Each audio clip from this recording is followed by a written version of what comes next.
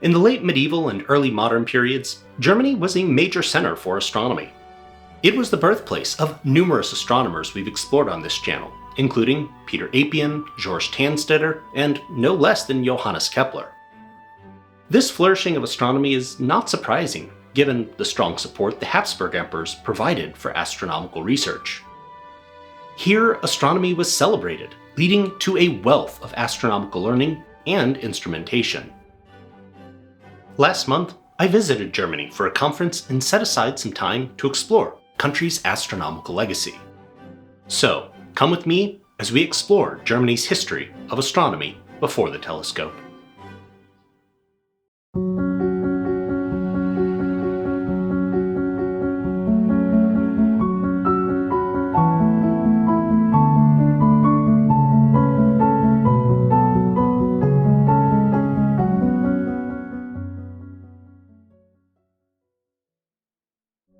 As with every culture, ancient Germans looked to the sky, and there are a number of archaeological sites with astronomical relevance.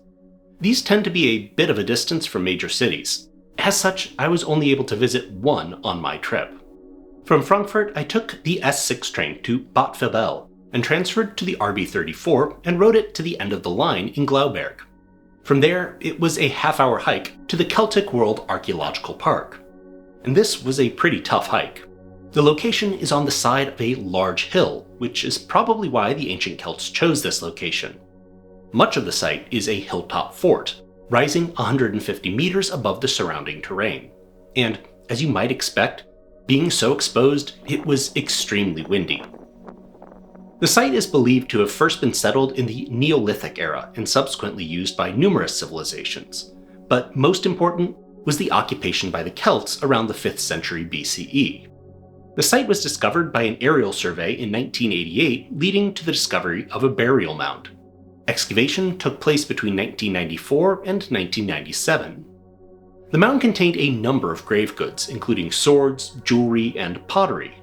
But the site is most famous for the discovery of a sandstone statue in a ring ditch surrounding the mound. The statue depicts a warrior with a mistletoe-shaped headdress and has come to be known as the Prince of Glauberg. But the mound itself also seems to have an astronomical function. It sits at the top of a wide processional way, defined by a series of parallel ditches running 10 meters apart and running for over a third of a kilometer. From the top of the mound, this road points to the position of the lunar standstill during moonrise, the furthest point south from the ecliptic that the moon can achieve every 18.6 years. Additionally, archaeologists found numerous post holes surrounding the mound, which are also believed to have an astronomical function, although I've had trouble tracking down literature that provides convincing detail. As you can see from the videos here, the burial mound has been reconstructed, allowing visitors to get something of an idea of what the site was like. There are also hiking trails to the top of the hill where the fort once stood, although it has not been reconstructed and the only remnants are the foundations from a later period. The location also features a cafe and museum where many of the finds from the area are displayed. While Glauberg was the only archaeoastronomical site that I was able to visit, there are a few others worth considering. There's also the Goseck Circle, about 2 hours outside of Leipzig by public transportation. This site has also been reconstructed to give visitors a sense of what the original monument may have looked like. It is a pair of concentric rings dating to around 4900 BCE. Gaps in the wooden fences that define the ring indicate the positions of the solstices. Another location is the Woodhenge outside Magdeburg. This one can be accessed by taking the regional train towards Halle and getting off at the Gnadau station. However, it's still an approximately 2-kilometer walk to the site from there. As the name indicates, this site is often compared to Stonehenge. Overall, the monument is similar in scale to Stonehenge and shares several architectural features. This site has also been reconstructed, although there are definitely some artistic liberties being taken. Staying on the theme of ancient astronomy, I also visited the State Museum of Prehistory in Halle, which I must say is one of the best museums I visited. On the first floor, it features exhibits from the Iron Age and Roman era. However, what I was there to see was on the second floor. There, we find the Nebra Sky Disk. Found in 1999 by looters on Middleburg Hill near the town of Nebra, this bronze disc is the oldest unambiguous depiction of the night sky known to exist. It is dated to around 1800 BCE from the early Bronze Age. The treatment this museum gives this artifact is exceptional. It begins with a reproduction showing what the disk probably looked like before the corrosion. It then has a series of panels explaining the phases the disk went through, as some of the features are believed to be later additions. Originally, the disk only contained the large circle, crescent, and small circles, which are interpreted as the sun, moon, and stars respectively. In particular, the small cluster just above and to the right of the center is believed to be the Pleiades. The sides of the disk had arcs added, which historians believe are related to the arc along the horizon that the sun makes at each of the solstices. There was one on the left side as well, but it was lost at some point. Similarly, the crescent shape at the bottom, often interpreted as a boat, was added later as well. The sky disk is given a room almost entirely to itself. The room is almost entirely dark, with only a gentle lit starscape on the ceiling. One side of the room shows the other items that the disk was found with: a pair of swords and axe heads, a chisel, and a spiral armband. But this is largely tucked away so that when in the main part of the room, there's nothing else to observe but the disk itself. Now, let's skip forward a few millennia and head to the Book Museum at the Saxon State University Library in Dresden. Here, you'll find something that's technically in scope for the theme of this channel, but well outside the European astronomy that I usually discuss. Instead, you'll find a codex from the 11th or 12th century CE originating from the Mayan people in modern-day Mexico. This codex is exceptionally rare, as most Mayan writings were destroyed by the Spanish. This is one of only 4 known Mayan codices that survived.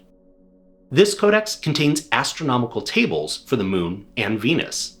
Additionally, it contains astrological tables and a 260-day ritual calendar. The codex received significant damage as it was stored in the basement to protect it during the bombing of Dresden in World War II. The basement flooded, and the images on several pages were almost completely lost. Staying in Dresden, there is also the Royal Cabinet of Mathematical and Physical Instruments. The collection here is largely from the 16th and 17th centuries. Unfortunately, the cabinet was closed on the day I was in Dresden, but I thought it was still worth mentioning in this video due to the number of interesting instruments that are contained there. In particular, there is a stunning astronomical clock here, which features faces for the positions of the various planets as well as an astrolabe, all powered by clockwork. But if you can't visit, I also recommend an app designed in conjunction with the museum entitled Behind the Stars. This app takes 4 instruments from the collection and explains their use. It includes a nocturnal, a sundial, a clockwork celestial globe, and an astrolabe. It's really well done and will help you appreciate these instruments far more. Next, let's take a day trip south of Frankfurt to Wilderstadt. By hopping on one of the many trains to Stuttgart and then taking the S6 train to Wilderstadt, you'll immediately see the purpose of our visit when exiting the train station. This quiet town was where Johannes Kepler was born. In the town square, we'll find a statue of the famous astronomer, with various scenes from his life around the base. Nearby is his childhood home, which has now been converted into a museum. But if you're planning on visiting, plan carefully, as it is staffed by volunteers and has extremely limited hours, only 2 hours on Saturday and 3 hours on Sunday, and is closed during the week.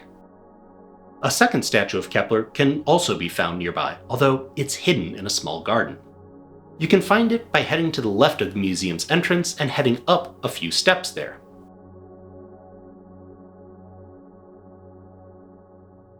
A door in the wall on your left is the entrance.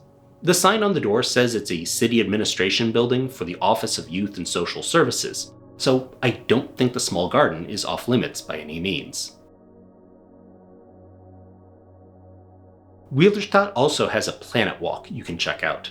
It takes the face on the church's clock to be the size of the sun, and then places signs for the various planets at appropriate distances.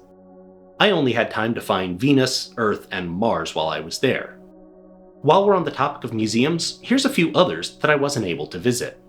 First was the Neues Museum in Berlin. This has a temporary exhibit entitled Destiny in the Stars, The Beginnings of the Zodiac. It just opened on the 21st of March, and will be there through September of 2027. Although I was in Berlin, the museum was closed on the day I went due to a problem with the plumbing. Instead, I visited the Alts Museum, also on Museum Island, but there was very little astronomy there. I found a few sundials and a carving depicting a scene from the mythology behind the constellation of Cygnus, but that was about it for pre-telescopic astronomy. However, there was a beautiful set of zodiac mosaics in the rotunda, although they are relatively modern. You could also check out the Deutsches Museum in Munich. This museum has several armillary spheres and astrolabes on display. Another astronomical feature we find surprisingly often in Germany is astronomical clocks. During the 15th and 16th centuries, many churches and town halls across Germany began building public clocks that did more than tell the time. On my trip, I was able to find time to visit the one in the town hall in Ulm. This clock was installed around 1520. The time can be told around the outer ring. Inside of this is a zodiac circle. The position of the sun, moon, and lunar nodes are each indicated on this. However, I think it was set a little bit incorrectly because I visited a few days after the spring equinox, but it still indicated that the sun was in Pisces. In case this clock is difficult to read, there's a more traditional clock above, as well as a sundial. The rest of the building is quite beautiful as well. It was first built around 1370, intended as a new trading house, but by 1419, it shows up in records as being the town hall. It was decorated with elaborate murals, which were restored around 1900. There's also a notice that this was the site at which Kepler first published the Rudolphine tables in 1627, and that he also created the Keplerian standard, standardizing the systems of weights and measures within the imperial city. If you're not able to make it to Ulm but still want to check out some of Germany's astronomical clocks, there's a few other options. You can also find one in St. Mary's Church in Rostock, created in 1472. This one is still working and even uses the original clockwork. Another is in St. Nicholas's Church in Stralsund. This one was made sometime in the 14th century. The oldest mention of it comes from 1394. However, this one was damaged, most likely in the 16th century, and no longer functions. Next, you can find one in Munster Cathedral. This one was constructed between 1540 and 1542, and replaced an earlier one, destroyed in 1534 during a period of religious instability. An astronomical clock can be found in another St. Mary's Church, this time in Stendal. This one is also reported to be working thanks to restorations conducted in 1977. Lastly, yet another St. Mary's Church contains an astronomical clock, this time in Lubeck. However, this one is a reconstruction, as the original, built between 1561 and 1566, was destroyed in 1942 during an RAF bombing. Germany's astronomical history stretches back thousands of years.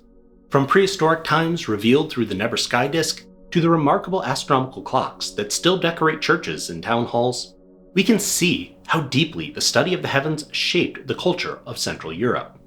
By the late medieval and early modern periods, this tradition helped to make the German lands one of the most important centers of astronomy in Europe. Together, they tell the story of how Germany studied and understood the heavens long before the invention of the telescope. Thanks for watching. If you're planning a trip to Germany and want a handy map of the locations related to astronomy that I discussed in this video, plus ones that I didn't include, consider subscribing to my Patreon. In my members only section, I have a link to a map with all of these sites pinned for convenient reference to help you plan your own itinerary. If that's more than you want, thanks for watching anyway, and I'll see you next time on Astronomy Before the Telescope.